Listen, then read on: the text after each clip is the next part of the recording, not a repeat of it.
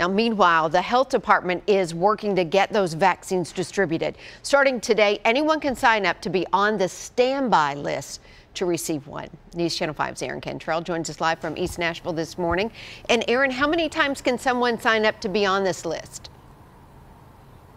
Well, Amy, once a day, people can sign up to be on the standby list, and the plan is for the health department. They would call you around 2:30 in the afternoon, and they would ask you to come over here to East Nashville to get that vaccine. Now, currently, people are coming by appointment early only to get that vaccine. It just depends on that phase right now. We know that those first responders, healthcare workers, and senior citizens are the ones getting that COVID-19 vaccine right now. But the way this list works, to ensure that no doses are wasted, the health department will have that standby list to distribute any remaining doses of vaccine at the end of each day. A health department spokesperson says at the end of the day, nurses will determine if there are any extra doses, and each vial of that vaccine holds about 5 doses, which means they have a maximum of 4 doses that would be offered. Now, any leftovers will be given to those on the standby list chosen at random from the day's list of entrants. So, Amy, a lot of people, could potentially sign up for this list. Well, what happens, though, if you are picked, Aaron? Well, if you are picked, you get that phone call around 2:30 in the afternoon, and they would ask you to be here at the clinic in East Nashville within 30 minutes to get that vaccine. And, of course, once you got that first dose, they would sign you up to get that second dose a little bit later. But if you are not picked, you can sign up again the following day. But you don't want to sign up more than once because you can be disqualified if you do that. Now, if you're interested to sign up to be on this list, we have all the information posted over on newschannel5.com. Reporting live in East Nashville, Aaron Cantrell, News Channel 5. Aaron, thank you. And in addition to COVID-19, Nashville is facing another health crisis. Last year was the deadliest on record for drug overdoses in Davidson County. News Channel 5's Eric Hilt has more on how mid-state researchers are getting pretty creative to find ways to fight this epidemic. As the opioid crisis hits new highs in Tennessee, advocates say the road to recovery is more important than ever. And now researchers are looking at how literal roads play a role in treatment. The transportation piece is key. If somebody's doing intensive outpatient therapy or group therapy, they may need to be at a treatment facility 3 times a week for multiple hours. So I think it's a huge hurdle, and I think that's why people fall out of treatment is they can't sustain some of that. Vanderbilt researcher Janie Camp is partnering with TDOT for a new study on how transit impacts treatment. Transportation to treatment is a challenge, but I don't think we've seen the research that says, how are people really getting to treatment? The study is an example of how researchers are getting more creative in the ways they fight the ongoing opioid epidemic. At Cumberland Heights, an addiction treatment facility that's partnering with Camp on the study, researchers told me those innovative ideas are needed now more than ever. 2020 was a pretty difficult year on everybody. Nick Hayes says 2020 was the deadliest year ever for opioid overdoses in Davidson County. In fact, here in Davidson County, we've observed a 39% increase in overdose death just over the first 9 months. Think about that. Now researchers hope this study can help drive those numbers down. There's an opportunity for us to apply a lot of different skills across our research team to hopefully make a difference. In Nashville, Eric Hilt, News Channel 5. And Dr. Camp said at the end of the 18-month-long study, they'll present the results to TDOT, and she hopes then the state agency can make changes to treatment facilities and have them easier to get to. The question now is, why did a Tennessee police officer commit murder while on the job? New this morning, we now have a possible motive. News Channel 5's Nick Barris is in the 5 Alert Center with more on this story that we first told you about yesterday, and this is out of Memphis. That's exactly right, Amy, and the city of Memphis still in shock, as well as the police department, that something like this could happen. And we are learning more this morning about a motive. That's something everyone was questioning. Now, investigators say Officer Patrick Ferguson admitted to kidnapping and then shooting Robert Howard in the back of his squad car. He is in custody now, charged with first-degree murder. And the question during this investigation, why. The family of the victim now says that he was dating another police officer who happened to be a former girlfriend of Ferguson. Now, I can tell you that Ferguson is expected to appear in court later this week. He'll be assigned an attorney. Investigators say they have found incriminating internet searches on Ferguson's phone as part of the investigation, but do keep in mind that he has, according to law enforcement, already confessed to the crime. We'll send it back to you in the studio.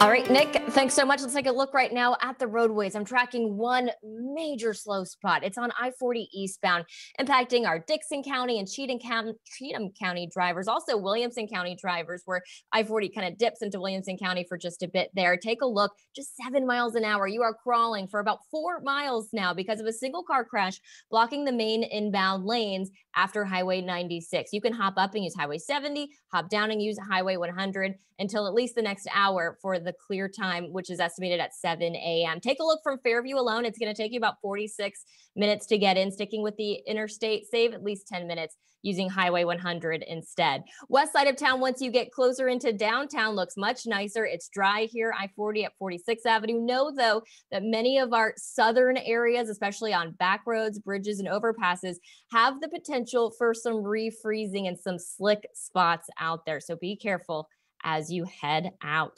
Time now for a Snow Watch update. News Channel 5 Snow Watch, sponsored by Hiller Plumbing, Heating, Cooling, and Electrical. Morning, everybody. Right now at 6:08, we'll take a look at the Snow Watch big board. We've got about 36 schools that are listed in Snow Watch. These are the county systems that are listed, and those that are highlighted in the darker colors are going to be out today. Those that are in green are operating on a delay. More information about that is right now at the bottom of the screen or can be found on our website at newschannel5.com. But temperatures getting into the 40s today should help improve things greatly over the Mid-South for later today. Right now in Cookeville, you are starting the morning at 29 degrees. There's a look at the satellite photograph. So still a fair amount of cloud cover that's out there, but those clouds gradually breaking. Right now, that clearing line from around Dover and Paris and back over to Murray. Look for decreasing clouds to move around the area today. Here is our weather kid. This is Avery McNeil. Avery showing us mid-20s this morning and then 45 a little bit later in the day. Avery is a student at Camden Elementary School. Meanwhile, our school of the day, Stewart County High, got a note from Caleb Sterner asking that they be the school of the day. You can get your school on our list for school of the day. Hit us up with an email, school@newschannel5.com. 7-day forecast is on the way, but right now at 6:09, let's go back over to Rebecca. Leland, a historic street that runs through downtown Nashville gets a new name officially this week. The nod to a Music City icon coming up. Get the news you need anytime, anywhere. Find us on your schedule by searching News Channel 5 on your favorite streaming device. Rely on us through these uncertain times. News Channel 5 now.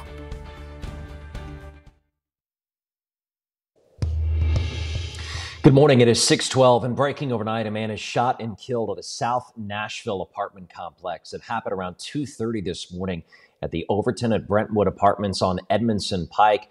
We're still working to get you more information, but we do know the gunman hasn't been caught.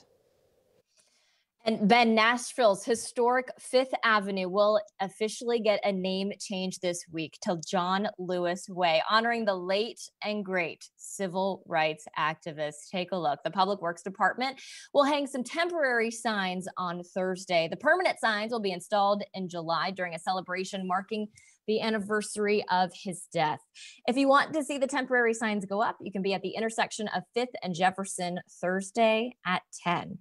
Here's a look at the map showing you really the section of Fifth Avenue that is officially becoming John Lewis Way instead. It starts at Jefferson Street and it goes down to the Nashville City Cemetery. So throughout the entire downtown area. That is what is going to officially be John Lewis Way instead. I-24 near Sam Ridley Parkway. This is what's going on in Rutherford County right now. As you can see here, both the interstate and the overpass are dry and clear. So that's the great news for all of our major roads right now, even the ones south of Nashville that did experience some snow. Just be careful on those back roads as you head out. 65 near Armory Drive looking really nice for us. One downtown crash, 8th and Demumbrian. The biggest issue for I-40 eastbound drivers through Cheatham and Williamson County. I'll break that down for you coming up. This traffic report brought to you by the Good Feet store. Now let's head to Nikki D and Leland. All right, thank you. Right now it's 6:14. It is a cloudy and cold start to the day. Flurries are out of here, but we'll get some sunshine later today. This will be the first time we've had significant sunshine in several days. Sunday we had a little bit, but didn't last long enough for a lot of people. But because of some of that snow yesterday, also watch out for some of those slick spots this morning. Yeah, we saw some numbers, some areas upwards of 2 inches of snow just within a very short period of time. Then we had other locations such as Summertown. You already had the snow from Friday, and then you had more of it yesterday, so it's just piling up. As far as who has seen what, well, these are the top numbers out there. You'll notice Baker's Crossroad, 2 miles, Murfreesboro, as well as Thompson Station, almost, not 2 miles, 2 inches, almost 2 inches for you guys. Over in Auburntown, 1.5 inches, with Cookville, Spring Hill, right around 1.25 inches. That's a lot of snow out there for a southern system. And because of that, we are dealing with some schools that are getting another snow day and other areas dealing with that delay. So make sure you're following along at the bottom of the stream, and we'll continue to keep you updated. Clouds are out there for now, but they will eventually move their way out. And because that cloud cover, well, we're really not seeing too much warming from yesterday, but we will shortly. Right now, we're coming in 24 in Hopkinsville, 21 in Murray, 23 in Lafayette. Fayetteville, you're at 31. Over in Lawrenceburg, you're coming in at 28. Winds are light, but it's enough to shave off just a few of those degrees. So you step outside in the city, feels closer to 18 at this moment in time. 21 face value for Murray. A few minutes ago, though, it felt like 13 for y'all. And you head over into Crossville, 24 degrees is what it seems as if when you step outside. But Leland, the good news is we will see some sunshine that will help warm things up. Yeah, so things are improving for us later today. But again, be careful. Watch out for the slick spots this morning. Not as cold this afternoon with temperatures hitting the mid-40s. And then sunshine, and we'll push our way to around 50 degrees for tomorrow. But need to get out and walk the dog this morning. We go yellow this morning just because we want you to be careful of some slick spots out there. This is Kobe, courtesy of David and Sherry Brewington out of Hendersonville. But then notice those temperatures, nice mid-40s going into the afternoon. So here's exact track. It does show the clouds clearing. This may be a little too quick, but right now the clouds that are in Nashville will gradually decrease from west to east as we make our way through the day. That'll set us up for a mainly clear sky overnight tonight. That gives you some more sunshine tomorrow. Now, maybe a few high clouds floating through, but overall, mostly sunny conditions for tomorrow. Now, let's jump ahead to Thursday. Not a whole lot going on Thursday, but then by Thursday night into Friday, some rain chances begin to move back our way. 7-day forecast for today, 46. Tomorrow, 51, 55 going into Thursday. Then we'll keep an eye on some precip possibilities on Friday. Yeah, it's not looking like a slam dunk as of yet, but we do have a chance for potential rain that transitions to some snow Friday and then again on Saturday. But we will clear things out. Staying cool going into next week. Sunday's high 44. And this photo is thanks to our friend Ryan C. He's in the 1st grade, and it's a beautiful umbrella. Did some watercolors as well. All right, right now the time is 6:18. Let's check in with Nick. All right, thank you, Leland and Nikki D. I'll tell you what, if you don't like bugs, this might be some good news. I'll tell you why they're disappearing, but also why that may not be such a good thing coming up. New this morning, if you are not a big fan of bugs, then you might find this to be some welcome news. The world's insect population is dropping, but there is definitely a downside to that. News Channel 5's Nick Barris is in the 5 Alert Center with this story. Hey, Nick. Kind of an interesting story here. A global study of scientists from around the planet are finding that the population of bugs indeed dropping significantly, and they're issuing a warning because of that. All right, so the study found that the Earth is losing 1 to 2% of its insect insects every year. And yeah, scientists say that's an alarming number. The issue is that these insects, of course, play a very important part in the planet's ecosystem, both, of course, in the food chain, the growth of vegetation, honeybees, for instance, what they provide. The loss of insects, what is that attributed to? Well, you might guess. Scientists say a combination of factors, everything from climate change to insecticides to certain invasive species that are out there. The good news, they say, however, humans have the ability to reverse this trend, but they need to take notice and start taking steps to correct it now. We'll send it back to you in the studio. Time right now is 6:22. Let me show you what is happening on radar. We've got clouds out there, but the snow has pulled on out of here, and so nothing really to show up on radar for us this morning. Let's check out where we stand with our temps. It's a cold start to our morning right now in Nashville. We've got a current temp of 26 degrees, 19 in the Jackson area. That Nashville number down about 4 degrees from this time yesterday. Here now your 10-day forecast. 46 today, 27 tonight, 51 tomorrow. Into Thursday, 55. For the weekend ahead, we'll watch for some rain chances that may start with a little winter mix on Friday. Highs in the mid 40s as we head towards Saturday, Sunday, and Monday, MLK Day. Right now at 6:23, let's check in with Rebecca. Thankfully, TDOT saying no major reports of issues overnight because of slick spots, but we know that they are a potential out there for some of those back roads and elevated surfaces. So be careful as you head out.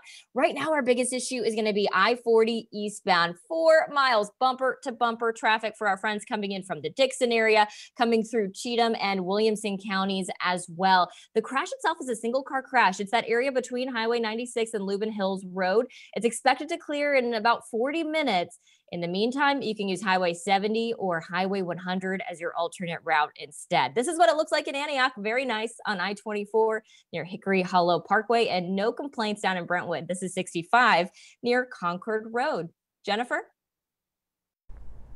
Did you hear about that deal HP was offering? Free printer ink for life? Turns out it wasn't such a deal after all. Customers still had to pay for the ink. But if you're still working from home, stay tuned. We'll take a look at some of the ways you can save on printer ink and money next. Nick Barris coming to you live in the 5 Alert Center. The impeachment word in Kentucky. A movement underway to perhaps try to impeach the governor there. I'll have the latest. Churches across Middle Tennessee are taking this time to improve the security measures inside their sanctuary. Coming up, I'll tell you what experts say you should do this. Hey, good Tuesday morning to you. So glad you're joining us for News Channel 5 this morning. I'm Ben Hill. And I'm Amy Watson. We are glad you're with us today. And that winter weather yesterday may be having some effects today too, guys. We still have some school closings and delays. We sure do. I mean, some areas saw 1 flake. And other locations saw 2 inches, so it really wasn't the same across the board. Yeah, and because some of that kept falling during the day and last evening, then that resulted in several more school closings and delays for today. So make sure that you're paying attention to the listings below, and we'll have our storm watch coming up in just a few minutes. Here's a live look outside when it comes to the fog. Slight visibility across the plateau, but you'll notice here in the city, you're good to go. 26 though, current temperature. Right now with winds on the calmer end. Hopkinsville, you didn't see too much in the way of snowfall yesterday, but you're one of the colder spots and you're going to clear sooner than everyone else. Currently, you're coming in 24 degrees this morning, and there's that clearing already beginning to take place.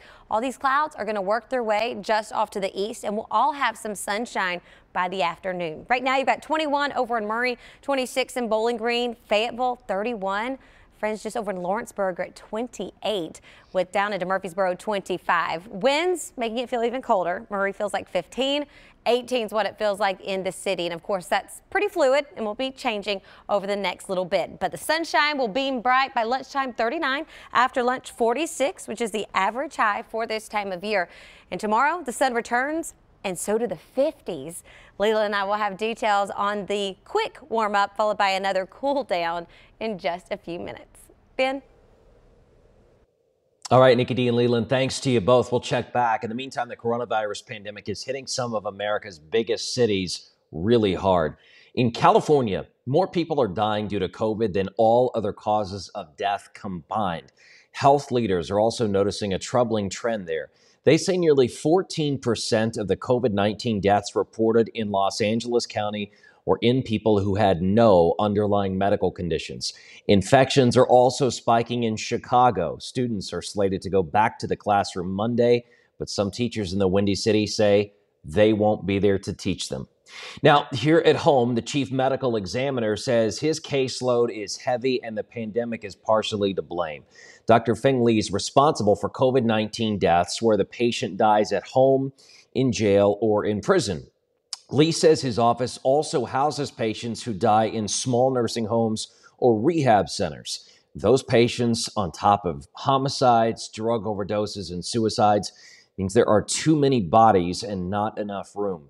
The chief medical examiner is asking the city and the state for financial and physical help.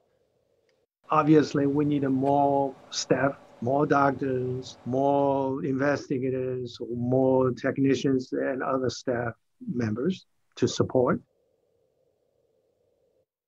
Since the start of the pandemic, 490 Nashvillians have died from the virus. Meanwhile, officials up in Kentucky are battling misinformation and vandalism. Monday, Governor Andy Beshear denounced graffiti found over the weekend at the state health commissioner's home, claiming that COVID-19 is a fraud. Now, he says it was only an attempt to create fear. And this comes as some Kentucky lawmakers are calling for Governor Beshear to be impeached.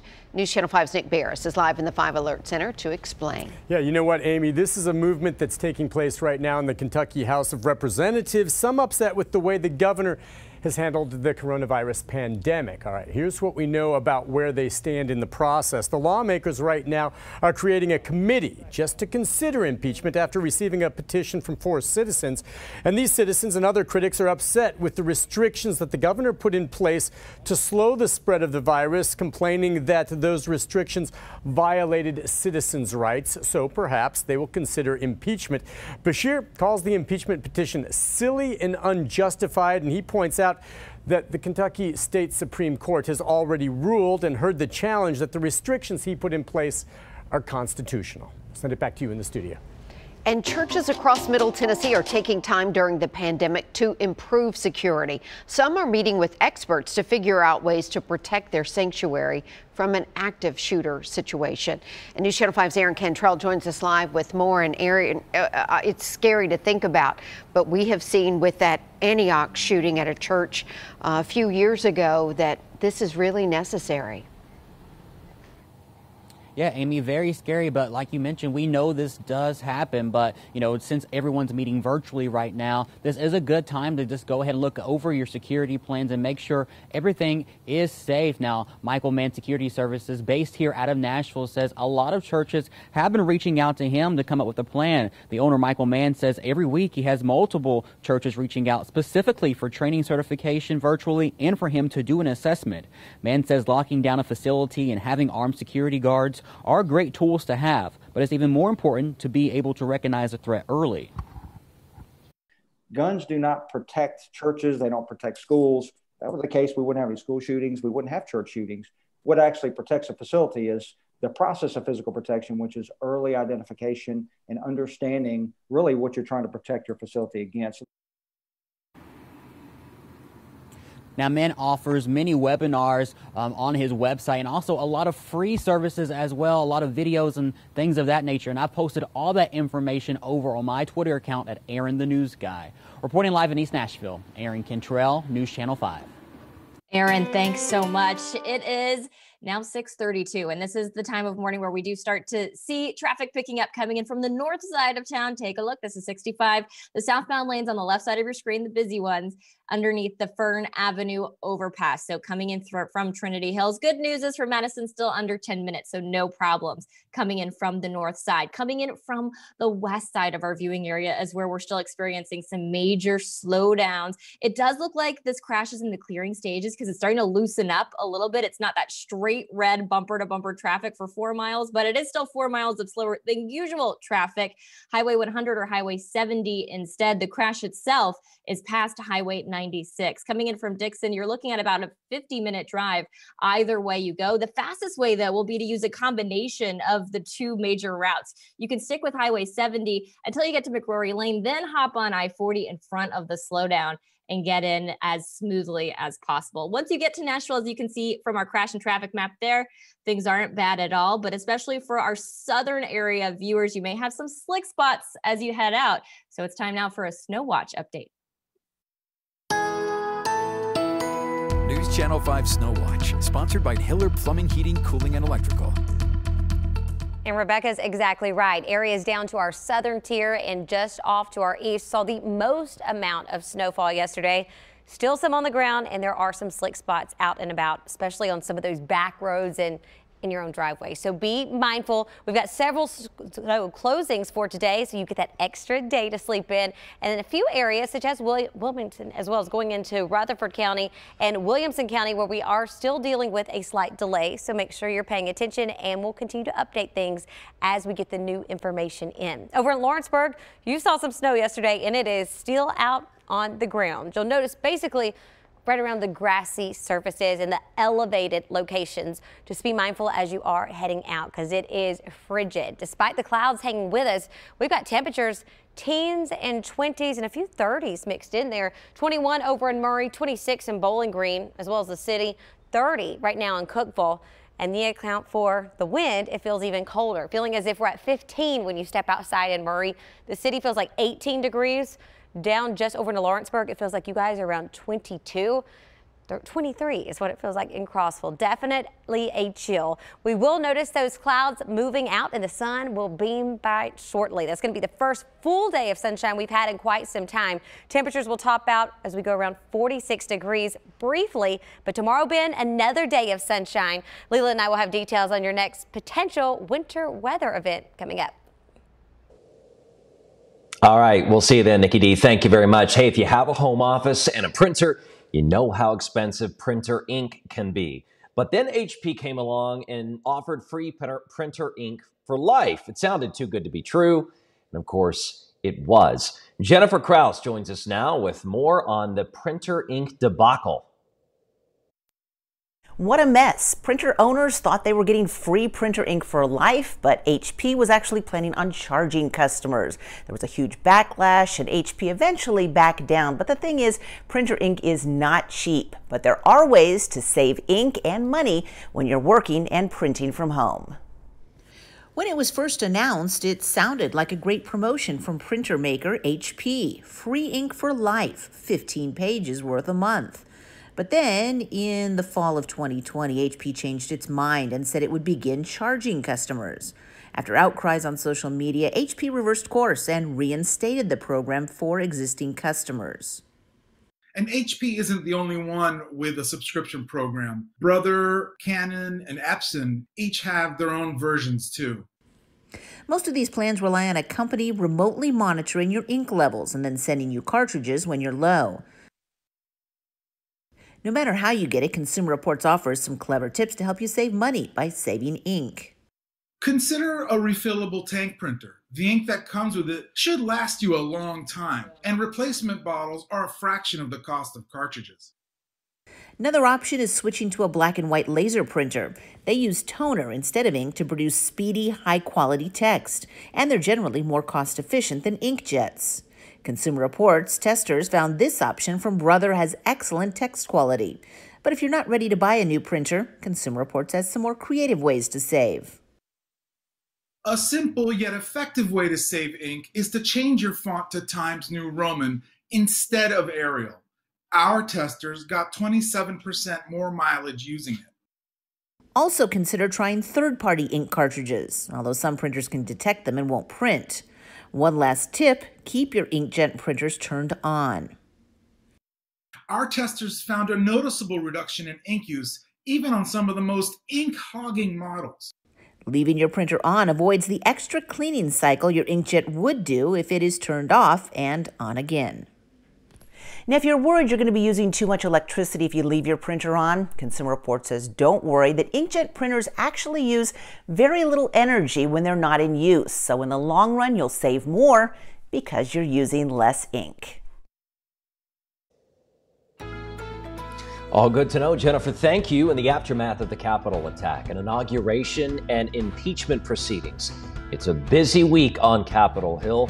We have a breakdown of what it all means for Tennesseans after the break.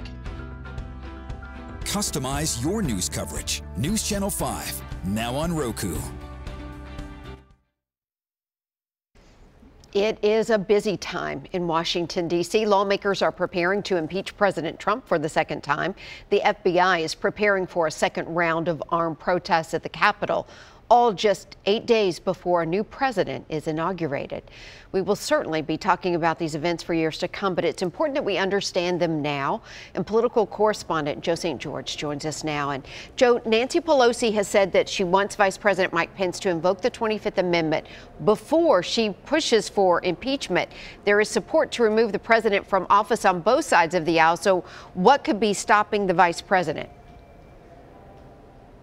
Well, perhaps loyalty, right? I mean, we do know that Vice President Mike Pence and President Trump's, their relationship has been strained over the last week.